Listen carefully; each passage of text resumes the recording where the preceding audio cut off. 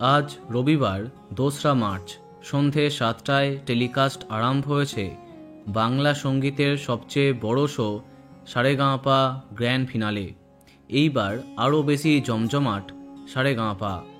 এই সিজনে বিচারকের আসনে দেখা যায় সঙ্গীত দুনিয়ার জনপ্রিয় তারকাদের, যেমন শান্তনু মৈত্র, অন্তরা মিত্র, ইমন চক্রবর্তী, রাঘব চ্যাটার্জি, জোজো, জাভেদ আলী প্রমুখদের।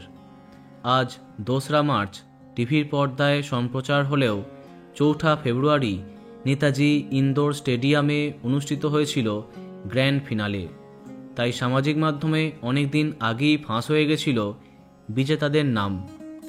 প্রতিযোগিতা শেষ হবার পরেই প্রাক্তন বিজয়ী সৌম্য চক্রবর্তী বিজয়ীদের নাম জানিয়ে দিয়েছিলেন, যদিও পরে তিনি তা মুছে দেন। ফাইনালের আগে ছিটকে যান অঙ্কনা এবং দিবাকর। সেরা ১০-এ ফাইনালে যান ময়ূরী, সাঁই, সত্যজিৎ, আরাত্রিকা, অয়ন, অতনু, ঐশী, অনিক, সৃজিতা, দেয়াসিনী। টিভিতে সম্প্রচার হবার আগেই বিজেতা হিসেবে দীর্ঘ পোস্ট করেছেন দেয়াসিনী।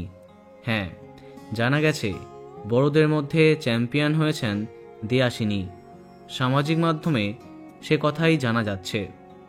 আর ছোটদের মধ্যে অতনু। এটা আগেই জানিয়েছিলাম। এই বছর ফার্স্ট রানার আপ হয়েছেন ময়ূরী, সাঁই, ঐশী এবং সেকেন্ড রানার আপ হবার তালিকাতে আছে সত্যজিৎ এবং অনিক।